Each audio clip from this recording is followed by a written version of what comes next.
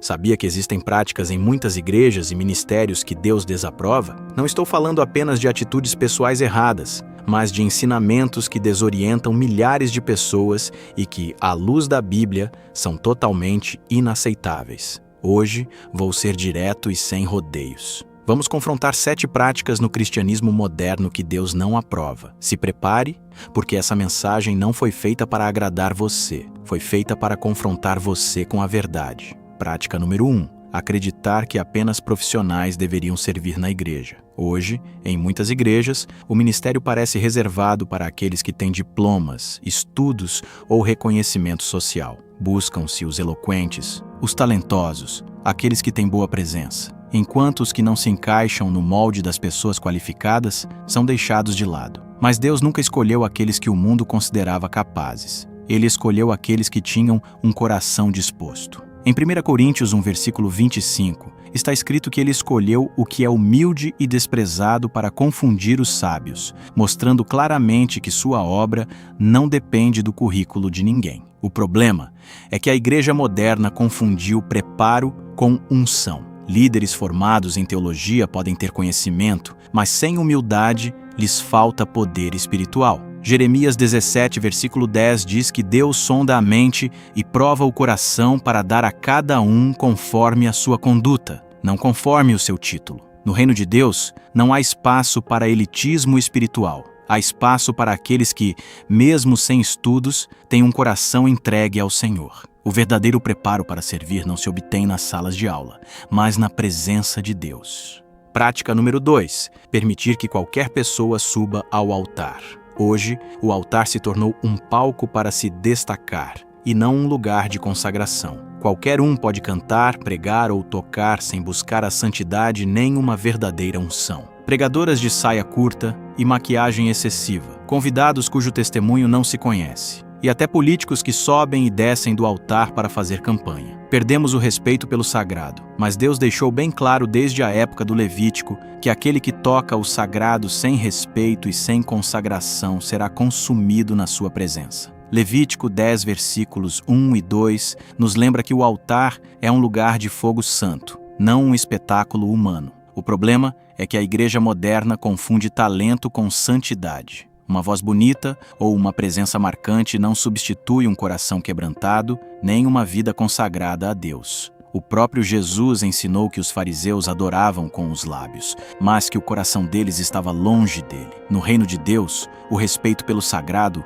não é opcional, é um mandamento. O altar não foi feito para exibir capacidades, mas para encontrar a glória de Deus e oferecer uma adoração sincera, vinda de uma vida transformada. Se você chegou até aqui, é porque Deus já está tocando o seu coração. Se inscreva no canal Fé Desmascarada e escreva nos comentários a seguinte frase: eu escolho seguir o que honra a Deus e não os homens. Prática número 3. Transformar o dízimo e as primícias em obrigação ou em comércio. Hoje, vemos igrejas onde o dízimo e as primícias se tornaram um negócio. Espera-se que os crentes saibam as datas de pagamento. Criam-se caixas personalizadas para depositar o dinheiro. E ensina-se que se você não der, não será abençoado. Isso é uma manipulação da fé, que usa a Bíblia como ferramenta de pressão. Deus nunca quis que o seu povo fosse forçado ou enganado a dar. O dízimo é bíblico e voluntário. Ele abençoa aqueles que dão com alegria porque olha para o coração, não para o valor. 2 Coríntios 9, versículo 7,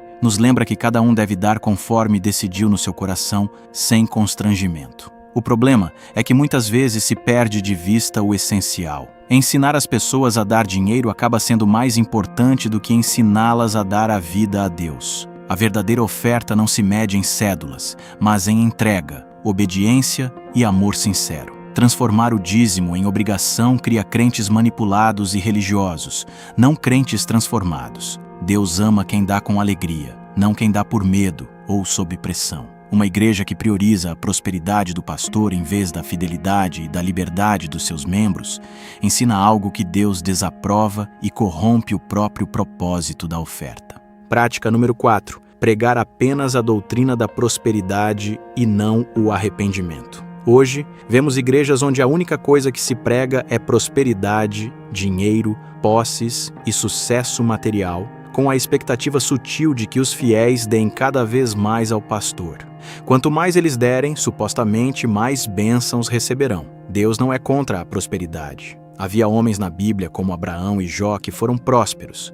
Mas quando o ensinamento se concentra unicamente em obter riquezas, isso se torna manipulação espiritual. A igreja moderna promete abundância, mas evita falar da cruz, do pecado e do juízo. 2 Timóteo 4, versículo 3. Adverte que virá um tempo em que as pessoas não suportarão mais a sã doutrina, mas seguirão mestres que lhes digam o que querem ouvir. O problema é que essa doutrina desvia a atenção do que realmente importa: morrer para o pecado e seguir a Cristo com um coração entregue. A prosperidade não é o objetivo da fé, é a consequência de uma vida vivida segundo a vontade de Deus. A verdadeira bênção não se mede em contas bancárias ou posses, mas em caráter, santidade e fidelidade a Ele. Quando a igreja prega apenas abundância e omite a necessidade de entrega, ela ensina um evangelho que Deus não aprova e deixa os crentes espiritualmente vazios. Prática número 5. Ensinar que se deve obedecer ao pastor acima de tudo.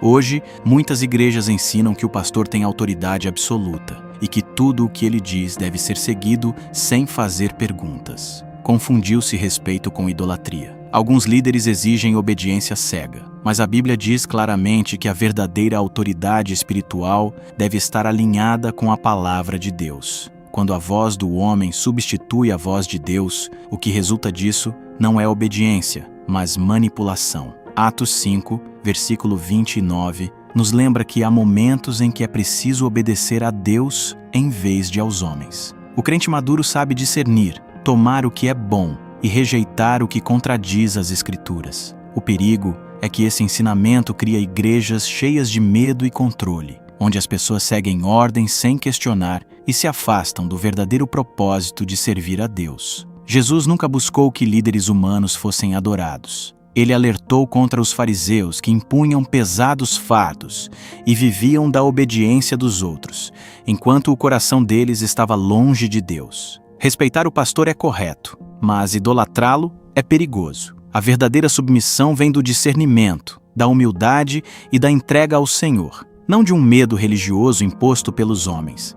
Prática número 6. Pregar que a salvação não pode se perder independentemente de como se vive. Hoje, muitas igrejas ensinam que a salvação é um presente eterno, independentemente de como você vive ou das escolhas que faz. Afirmam que mesmo que você peque, Deus sempre encontrará uma forma de salvar você porque você foi selado para a vida eterna. Essa é uma doutrina confortável que apaga o temor santo e engana os crentes. Jesus foi claro: aquele que perseverar até o fim será salvo. Acreditar que a graça elimina a responsabilidade pessoal é um grave erro, pois a verdadeira fé produz transformação e obediência, não uma licença para viver no pecado. O perigo desse ensinamento é que ele torna o crente complacente e desobediente, pensando que pode fazer tudo o que quiser sem consequências espirituais. A graça não é uma desculpa para a devassidão ou para ignorar a santidade que Deus exige. A salvação é um dom, sim, mas ela requer perseverança, arrependimento e fidelidade diária. Ignorar isso não só distorce a palavra, mas leva milhares de pessoas a viverem na ilusão, acreditando que o coração pode permanecer inalterado enquanto esperam pela bênção eterna. Prática número 7. Acreditar que usar roupas decentes te torna santo. Hoje, muitas igrejas ensinam que a santidade se mede pelas roupas. Prega-se que se uma mulher usa saia longa, blusa fechada ou não usa maquiagem, ela é automaticamente santa. Isso levou muitas pessoas a acreditar que a aparência externa reflete a sua espiritualidade, enquanto o coração pode estar cheio de orgulho, crítica ou falta de amor. Deus nunca se impressionou com roupas ou maquiagem. O que ele busca é um coração entregue e obediente. E no que diz respeito às roupas, elas devem ser modestas. 1 Samuel 16, versículo 7 nos lembra que o Senhor não vê o que o homem vê, mas sonda o coração. A santidade é o fruto de uma transformação interior, não de tecidos ou moda. A verdade é que se vestir com decência é importante e reflete prudência e respeito, mas isso não torna ninguém santo por si só. A identidade do crente deve estar em Cristo, não na maneira como aparece aos olhos dos outros. Não se trata de imitar o mundo com suas vaidades, nem de se vestir como mendigos. Trata-se de viver com moderação, com dignidade e na consciência de Deus. Uma igreja que centraliza a santidade nas roupas ensina uma mentira perigosa, desviando a atenção do que realmente importa, a pureza do coração e a obediência à palavra. Essas são as práticas na igreja que semeiam confusão em muitos crentes, e em vez de aproximá-los de Deus, podem se tornar pedras de tropeço. A Escritura adverte: ai daqueles que são pedra de tropeço. Não se trata de parar de ir à igreja, mas de abrir os olhos e discernir o que honra a Deus e o que afasta dele. Meu conselho, à luz da palavra, é tomar o que é bom e rejeitar o que é ruim. Se a situação for tão grave que a sua fé seja constantemente afetada, talvez seja melhor encontrar uma igreja onde você possa crescer sem carregar pedras de tropeço, mas nunca deixe de se reunir com outros crentes. A igreja perfeita não existe, mas podemos manter o nosso olhar fixo em Jesus, o único mediador entre Deus e os homens, o caminho, a verdade e a vida. Se essa mensagem confrontou você, compartilhe. Muitos certamente precisam ouvi-la. E se ainda não fez isso, se inscreva no meu canal do YouTube para continuar recebendo vídeos que te aproximam da verdade. Até a próxima.